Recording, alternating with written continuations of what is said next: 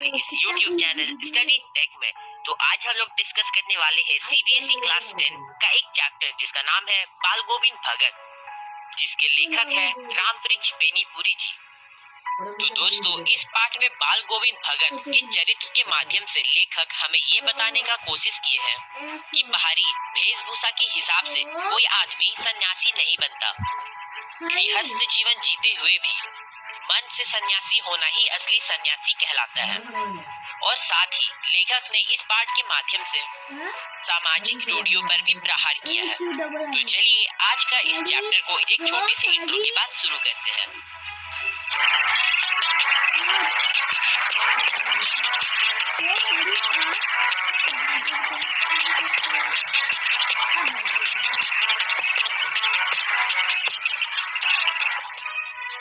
तो लेखक बाल गोविंद भगत के बारे में बता रहे हैं।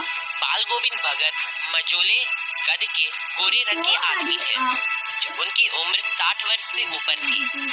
उनके बाल सफेद हो गए थे और वे साधु के जैसा, सन्यासी के जैसा लंबे लंबे दाढ़ी नहीं रखा करते थे। लेकिन क्योंकि इनका बाल सफेद था, इसलिए इनका चेहरा सफेद रंग के कारण चमकते रहता था। वे अपने कमर में एक लंगोटी पहना करते थे और सर में कबीर के जैसे एक कनफटी टोपी। और बाल गोविंद भगत जी सर्दियों में एक काला कंबल ओढ़ लिया करते थे और वे माथे में चंदन का टीका हर वक्त लगाए रहते थे। और उनके गले में तुलसी के जड़ की माला तो होती ही थी। तो बाल गोविंद भगत जी एक गृहस्थ आदमी थे, यानी कि घर बार वाले आदमी थे, लेकिन वे एक साधु भी थे। और इनकी जो पत्नी थी उनका मृत्यु हो चुकी थी, मतलब वो पहले हो चुका था। और वे अपने बेटे और उसकी पत्नी के साथ रहते थे। बाल गोविंद भगत जी थोड़ी मोड़ी खेती बाड़ी भी कर लिया करते थे। उनका परिवार होने के बावजूद बाल गोविंद भगत जी एक साधु की खरी परिभाषा में खड़े उतरते थे। वे अपना साहेब कबीर को मानते थे और वे हर वक्त उन्हीं का गीत गाते रहते थे। बाल गोविंद भगत जी कभी झूठ नहीं बोलते थे और ना ही वे किसी से बिन वजह झगड़ा किया करते थे, जैसे आजकल एकदम कॉमन हो चुका है। हर कहीं ना कहीं झगड़ा होता ही रहता है जिसका कोई रीजन नहीं होता है। तो वे किसी से झगड़ा भी नहीं करते थे और वे किसी दूसरे की चीज को छूते तक नहीं थे और ना ही किसी की चीज बिना पूछे इस्तेमाल करते थे। तो उनके खेत से जो भी उपजाऊ होती थी, जो भी सामान वहाँ से ग्रो करता था, उगता था, वे उसे अपने सिर पर लाद कर कबीर पंथी मठ में ले जाते थे, जो कि उनके घर से 4 कोस दूर था। और उस फसल को भेंट के रूप में चढ़ा दिया करते थे और उन्हें इसके बदले जो प्रसाद मिलता था वो उसी से अपना गुजारा करते थे। वे कबीर के पदों का बहुत ही मधुर गायन करते थे, यानी कि गाते थे। आषाढ़ के महीने में जब धान की रोपनी हो रही होती है और जब सभी गांव के लोग खेतों में काम कर रहे होते थे, तो बाल गोविंद भगत भी अपनी रोपनी करते हुए उस कबीर के गानों को गाते थे और वो भी एकदम मधुरता से।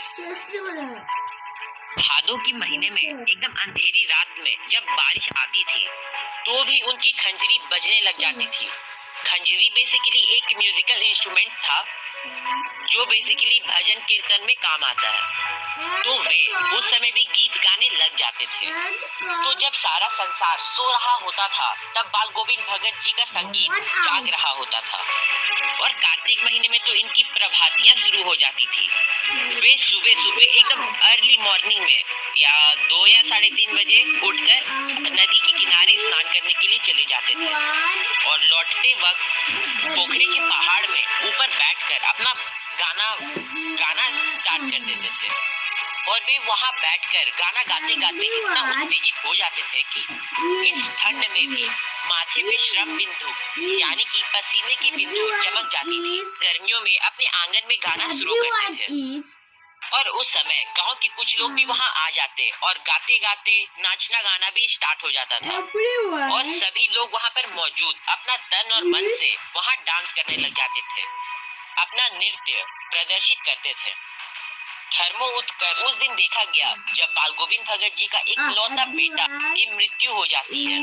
बाल गोविंद भगत जी ने अपने बहुत ही ज्यादा शौक से अपने एक लौते बेटे की शादी करवाई थी उनका बेटा मानसिक रूप से थोड़ा दुर्बल था, इसलिए बाल गोविंद भगत जी उसका और भी ध्यान रखा करते थे। उनकी पुतो यानी कि उनके बेटे की पत्नी वो बहुत ही सुशील थी। तो जिस दिन उनका बेटा मरता है तो लेखक भी उनके घर जाते हैं और लेखक ये देखकर हैरान रह गए कि बाल गोविंद भगत जी अपने बेटे को यानी कि बेटे के शरीर को एक अपने अपने आंगन में एक चटाई पर लेटा दिया था और एक सफेद कपड़े से ढक रखा था। थोड़ी पुष्प थी, पास में ही एक दिया जल रही थी और बाल गोविंद भगत जी जमीन में आसन बिछाकर गीत गा रहे। हेलो एवरीवन, वे क्या फ्री फायर खेलते हैं? अगर हाँ तो इस वीडियो को लास्ट तक देखिए।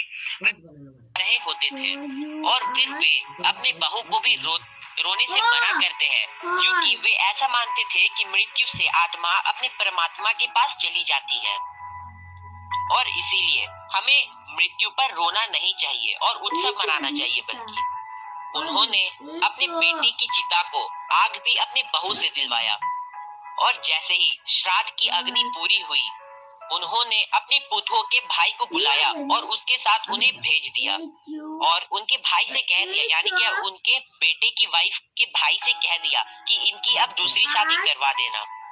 लेकिन उनकी जो बहू थी वो बहुत ही सुशील थी, मैंने आपको पहले भी बताया, और वो जाना नहीं चाहती थी। वे बाल गोविंद भगत जी के साथ रहकर उनकी सेवा करना चाहती थी, परंतु बाल गोविंद भगत ने कहा कि अगर तुम अपने भाई के साथ नहीं जाओगी तो मैं अपना ये घर छोड़कर चला जाऊंगा।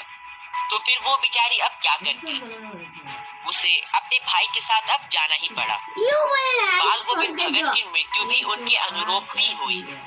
हर वर्ष वे एक ना एक बार गंगा स्नान करने के लिए जाते ही थे। उनके घर से गंगा 20 कोस दूर पड़ती थी, लेकिन वे फिर भी पैदल ही जाते थे। वे अपने घर से खाना खा कर के जाते और वापस घर आकर ही खाना खाते, बाहर का खाना एकदम नहीं खाते। जबकि उन्हें इस यात्रा में 4 से 5 दिन का समय लग जाता था, तो वो इन दिनों में उपवास रखते थे।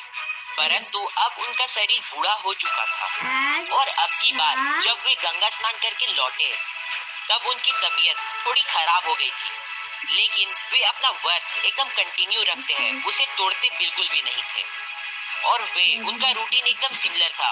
वे फिर भी अपना नाच गाना वाला कार्यक्रम शुरू रखते थे, कंटिन्यू रखते थे और सुबह शाम वे अपने आंगन में बैठकर, आंगन के एक कोने में बैठकर गाना गाते थे। वे डेली नहाते धोते थे। लोगों ने काफी मना किया कि आपका अभी तबीयत खराब है, कृपया आप मत नहाइए, लेकिन बाल गोविंद भगत एक नहीं सुनते और वे डेली नहाया करते थे। फिर एक शाम की बात है, लोगों ने नोटिस किया कि बाल गोविंद भगत जब शाम को गाना गाते हैं तो उनके मुंह से आवाज नहीं निकल रही थी, जिससे लोगों को ये पता चला कि उनका थोड़ा तबीयत खराब है और सुबह सुबह गाना सुनने को नहीं मिला, जिससे लोगों को ये लगा कि बाल गोविंद भगत जी की मृत्यु हो गई है।